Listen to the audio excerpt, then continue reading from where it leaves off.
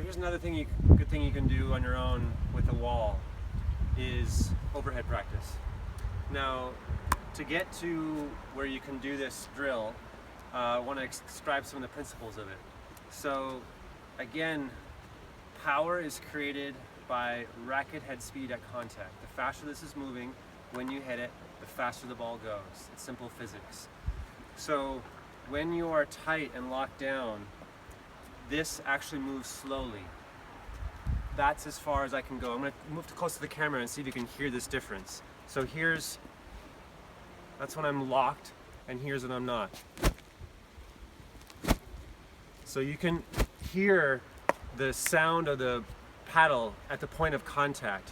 That happens by this being fluid like a whip.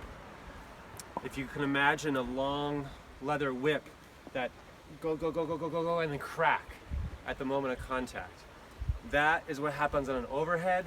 That's what happens on a good serve, on a drive, on a put-away volley. All of them are from fluidity and relaxation. And tightness slows everything down. It's an ironic thing in all sports, that the more that you try and effort, the less results you get. So I think I learned this originally from my dad when he would take me out golfing. And the only thing I ever remember him telling me to do in golf was let the club do the work. Let the club do the work. So what that meant is all this, it wasn't about flexing and strength, it was about the physics of it and letting it whip through. So to get this at the beginning, instead of trying to do overheads right away, take a ball and see if you can just get this feeling of cracking it down. Just to get that feeling of a whip from right here. And hopefully I'm going to continue talking to give you a sense that there's no extra effort of like a or something to get that power. You can exhale. That can be helpful. But even that can start to become too much effort. So this feeling of, okay, I can let my body, my arm, all it turns. This shot actually starts at the feet, through the hips, through the shoulders. There's like a coiling and then uncoiling. And something that takes a bit to get is that there's a lag. So a whip, the bottom of the whip, if you start to do this, there's a leading edge where it curves. The tip is behind the crack at that last moment. So that's what we're creating with the body. See here, everything is already in motion. This is lagging behind, and the last moment it goes through. A lot of people ask about a wrist snap. The wrist is available to move, but if you think about snapping your wrist, that is slow. This is where it takes some practice to get this distinction. That is a slow movement. That's fast. I did not actively snap my wrist. My wrist snaps because of my body coming through and this weight at the end being the lag. Same as a baseball player. This all turns and their bat still lags until boom, it comes through. Or a golfer. There, turn, lag. This is all lagging until boom, it comes through. So, all of that, can you get that kind of motion to whip through at the moment of contact? Okay? That's getting this feeling down. Now we'll take it to an overhead. If you've not been taught this is one of the most important things you can learn for your safety on a pickleball court. Let's imagine this is the kitchen line, and the net's there, and a lob goes up. First thing you want to do is turn your body. Not the camera, but your body. Turn your body so you're in this position. This is important for two reasons. One is, if you've not heard this, the worst thing you can do if an overhead goes up, they start backpedaling. Because you can catch your heel on the court and spill backwards, and there's been some gnarly things that have happened from that. My mother, in fact, not on that shot, but on something similar, fell and broke both her wrists. That was a very difficult few months for her. So here, the ball goes up and you turn. Then you can move backwards like this. If you're athletic enough, you can even cross over. But the feeling is, now I'm moving and I'm stable. This is very unstable and unnatural. So from here, the other thing is that your paddle goes up into this. In tennis, they call it a back scratch position. Like you could take and scratch your paddle, your racket on your back. So to here, this is the setup that the whip happens. Similar to if you were going to throw a football or throw a baseball, you're coiling and releasing. So that feeling of at the end,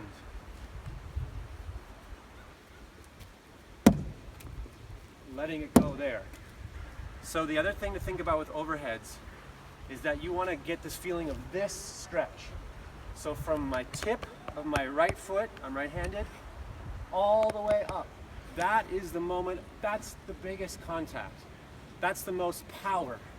So many people I see they swing in here, let the ball come down, and it's like this. This is like, if you imagine a 6-foot whip or a 4-foot whip, which are you going to get more pop off of? The longer it is, the more torque comes through at that moment of contact. So we're looking for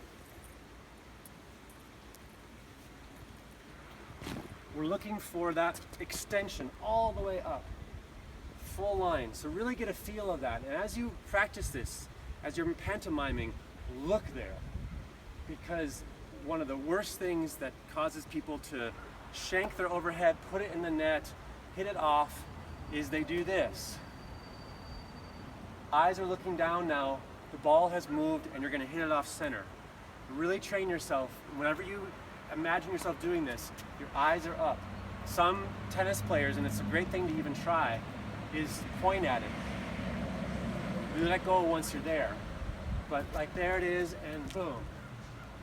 Then the last part is the follow through. Follow through is a little tricky because when people talk about follow through, it becomes a doing. Like I'm going to follow through. But that again is effort. In order to follow through, you have to engage your muscles. Follow through, if you're generating all of that momentum and power, you're just letting it go through, letting your arm do what it does, like it's floppy. And that also saves you from any injury. It's this idea that it's kind of tragic that this happens, but often in accidents, car accidents or other accidents, the person who's drunk often ends up least injured because they're floppy.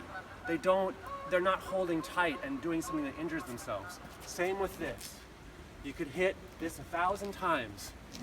It's why great tennis players, Roger Federer, for example, has done such a long career without almost any injury because of his fluidity.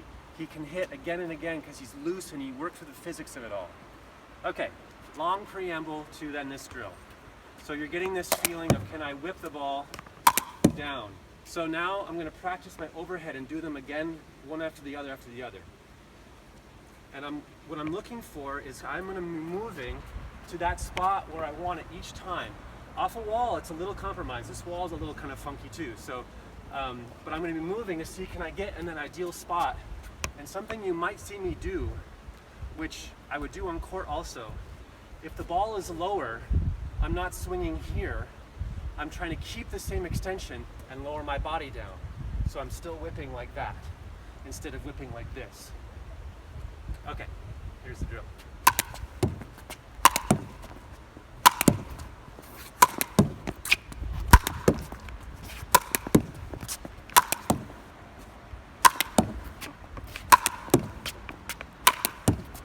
It's a good drill to keep your feet moving, a little aerobic.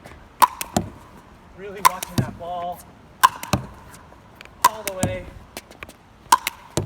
learning to direct it. If I want to go a little to that side, I'll go back over here again. Power is from the whip. I feel no tension. Oh,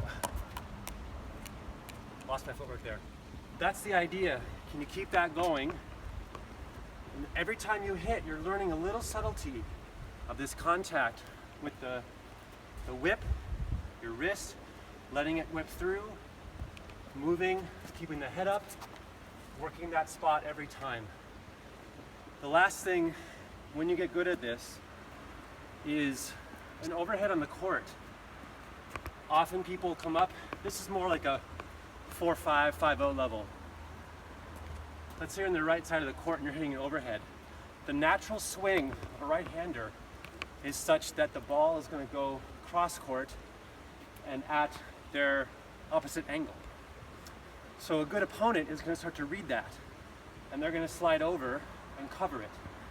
So by learning to take your overhead, I find I end up putting the ball away more often down the middle with higher level players because they're off to cover that angle, and then I take it, and instead of whipping through this way, I pronate slightly to go direct, or if I'm on the left side of the court, often they don't know I have his overhead, so to pronate and you're out going the other direction.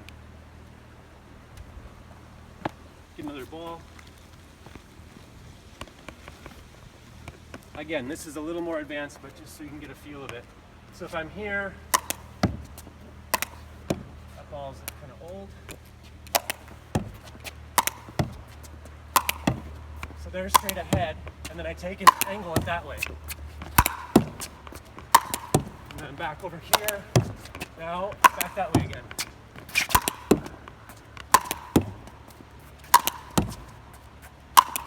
One more thing. This is something I take from badminton. If you ever watch a badminton match, they're covering a court exactly the size of a pickleball court. And if someone hits a clear, which means up over their head, and they're trying to make them hit this backhand, that's the weakest shot in all racket sports, is an overhead backhand. So instead of hitting this, they hit this. Do it from the front.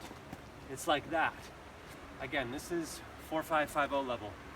But learning to take that ball and come around to there means you don't need to play that very weak backhand, which for your opponents, if you ever see someone going for this backhand, come in. It's going to be weak and probably you'll attack it. But if you're still hitting an overhead, they have to be afraid, and you can do a lot with it. So lastly, just a few more rounds.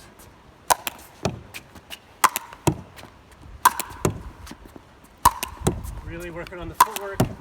I'm on the balls on my feet, feeling like a cat.